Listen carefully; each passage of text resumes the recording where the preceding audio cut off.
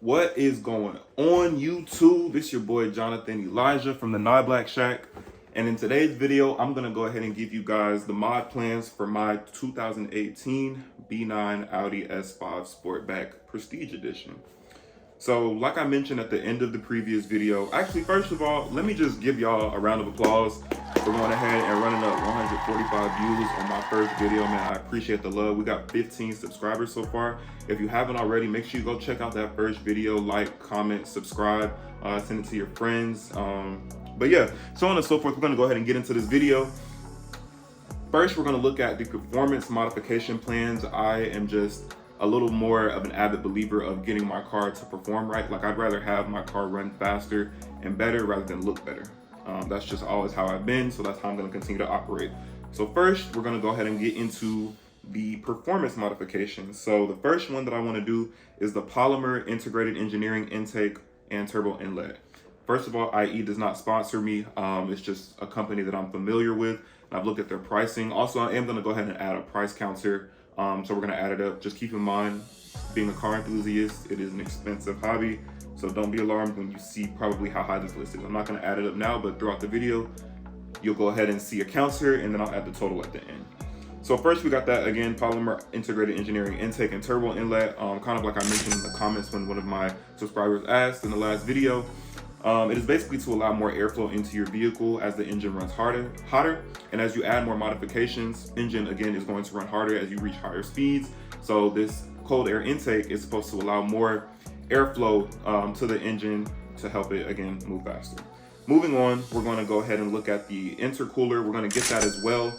The intercooler again is to help with keeping the engine cool. Keeping the engine cool is probably one of the top priorities when looking at performance vehicles, just because the hotter it gets, the more wear and tear it puts on some of the parts. So you want to keep it as cool as possible so that it can run at its peak.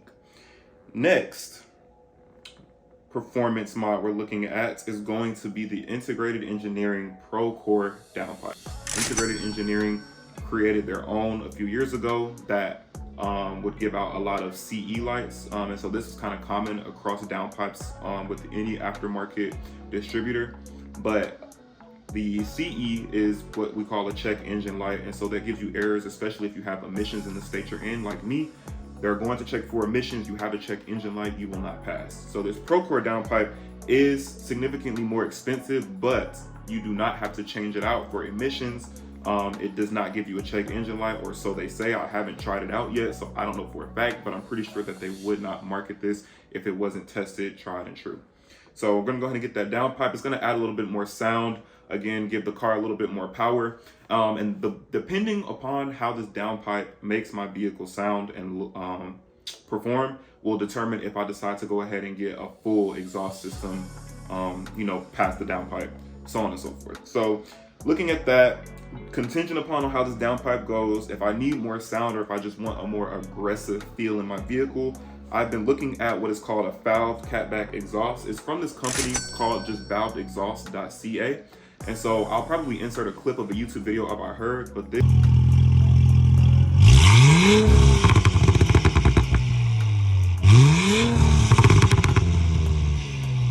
when I tell y'all this exhaust system is mean, bro, like it is unmatched from anything that I've heard. Now, again, I am relatively new to this platform, so there are things that, of course, I don't know. If you guys have this vehicle or you know somebody in the community that has this vehicle that would just have better advice as far as exhaust system goes or anything that I mentioned on this list, please do not hesitate to let me know in the comments below, and we can see if we can make something work, try to figure out how to change things. Because again, as much as this is my build and my journey, I also want to include you guys' opinions and input in it as well.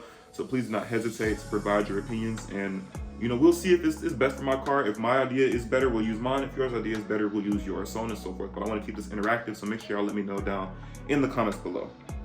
Next, all these things that I listed in the performance modifications lead up to the Integrated Engineering ECU Stage 1 tune. Now, I don't necessarily want to just get a Stage 1 tune, but I started there because it is the most base level tune that you can get with Integrated Engineering and all their bolt-on parts.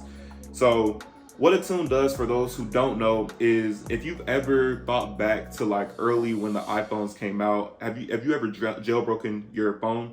If you think about a jailbreak, it's basically unlocking the device's full potential. And so it's the same idea with a tune on a vehicle. So a lot of times when vehicles come out the factory, they are built to certain specs or specifications, and those specifications cannot be exceeded in terms of buying it stock. So they might have speed limiters.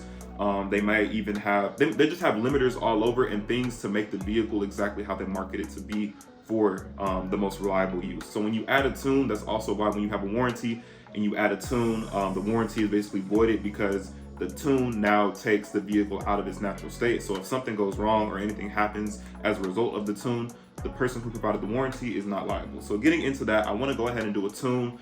This is what's going to take my car over the edge. I'm going to start with stage 1, of course, with all the bolts on, then eventually get to stage 2, stage 2 plus, stage 3 plus, if that is even a thing, and keep it going from there. So yeah, I want to go ahead and get this ECU tune with the TCU tune. So with these, we're also going to have to get the power link from Integrated Engineering, because the only way to install the tune is to be able to get a power link that you can plug in. That's like, I would say, like right by where your feet are when you're driving. You plug that in. They have an app, and you can go ahead and sync the tune once you have the correct bolt-on parts and you buy it off of their website.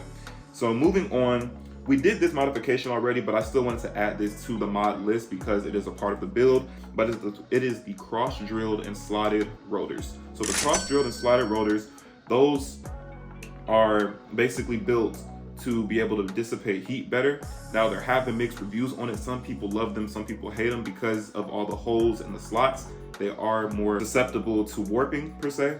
And so mine haven't warped. I had them on my 2009 Audi A3, which we'll probably talk about in a different video. On my 09 Audi A3, I had those on there, and I just put them on my B9 S5. So I love them. They're great. I've always believed also that when modifying cars, the first mod, or one of the first mods that you should look at, is your brakes, because all the power is good and all, but if you can't brake your car, it all means nothing, because at the end of the day, you have to be able to brake in order to stay safe while driving. Last mod on the performance list is a bigger turbo, bro. So like I said in the first video, I'm trying to have the best S5 out here. I don't know if I mentioned it, but I'm trying to have the best S5 out here. And so with that means bigger turbos, bigger numbers, bigger speed.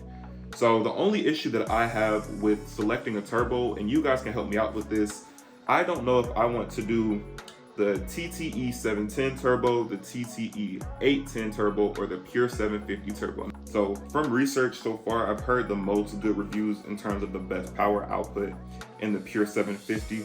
I don't know how true that is. So any enthusiasts that are watching this video, any guys that have this car on the platform, please let me know which, in your opinion, is the best turbo, or what direction I should be looking at to go ahead and do this research, because I want to get the right one. I want to get one that's going to output the most power, but is also still the most reliable. So y'all let me know in the comments down below what y'all think. Moving on, we're looking at our exterior modification list. So this one is going to go a little bit quicker because, again, these are just cosmetic mods, nothing that is mandatory, but it is going to make the car look cooler. And as I get into putting my car into shows and things like that, it's going to be important that I have some exterior mods as well, so people are also excited to look at the car, not just see how it performs. So looking at exterior mods, the first one I want to get is the black mesh honeycomb grille. That black mesh honeycomb grille is going to be a world of a difference from the silver lined OEM grille that I have with Audi right now. Next, we're looking at the carbon fiber trunk spoiler. I mentioned this in the last video, but I do want carbon fiber modifications on the exterior. I just feel like it adds a subtle difference, and it is important to the aesthetics for me. Again, I have carbon fiber on the interior, and I just think it'll be cool for my personal preference to be able to get out my car and see the carbon fiber sink and know that I have carbon fiber on the inside and exterior of my car. Moving on, after the spoiler, we're going to go ahead and get that carbon fiber rear diffuser with an LED light. I'm going to insert pictures for all of these again, but the LED light is just a cool little extra modification that I don't see on a lot of Audis. Next, we're going to go ahead and get into that carbon fiber front lip. So the carbon fiber front lip, again, I am a little nervous to get a front lip, only because I do live in Atlanta and a lot of the roads have holes, hills, and just a lot of bumps everywhere, and I would just hate to get a front lip and crack it. I have a friend who owns a BMW M340i. They cracked their front lip 2 times and are on their 3rd lip already, just driving around the city in Atlanta. So I'm a little skeptical on that. We're gonna see how I feel and how I decide, but I also haven't lowered my car, so that may not be an issue for me. So we'll see. We'll see. So next, I want to go ahead and add a spacer flush kit. So I want my wheels to be flush with the body of my vehicle. Normally when you have a vehicle, most, if not all of the vehicles have wheels that are kind of a little bit right under the fender, kind of sunken in. This is just kind of stock how they come. But in order for it to be a better stance look, I think a little bit of a spacer on the wheels will allow for me to push it out, and it'll be flush exactly with the vehicle versus under the wheel well. So it'll make for a better view, better stance. We'll see in pictures, and we'll do a comparison side by side when I do get this modification. But that's going to be added to the list. Next, we have the dynamic mirror turn signals. This is just, small modifications on the exterior, just a small difference to notice. Right now it just blinks, but when you get that dynamic turn signal, I might insert a video clip here as well. It'll basically do a sequential light show in the direction that you're trying to turn. Next, we're looking at underglow. This is very, very optional. I looked at an underglow kit. I don't know if that's something that I want to do. Half of me is like, yeah, let's do it, it'll be cool. The other half of me, nah, it's childish, it's not gonna look cool. So I don't know. I think as we go on with building the car and adding more modifications, we'll be able to determine how we feel later on down the line on if the underglow kit is going to be the best option for this vehicle, man.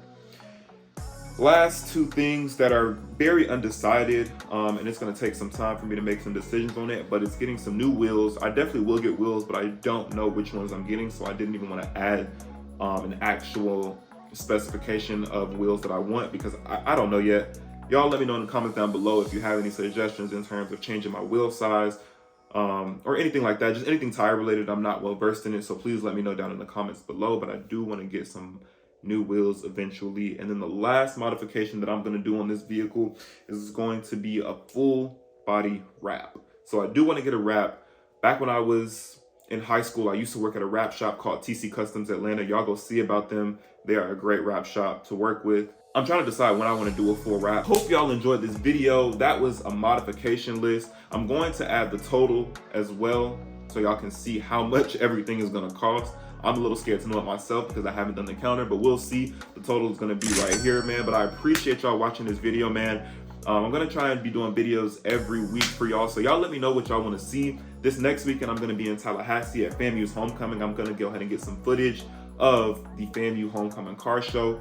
Corey SSG should be there, so we might get some clips with him. We'll see. I don't know. But yeah, man, y'all stay tuned for the channel, the mod list. Let me know in the comments down below what y'all think about this video, anything I should add, change, or delete from my list, man. And I'll catch y'all on the next one, man. All right?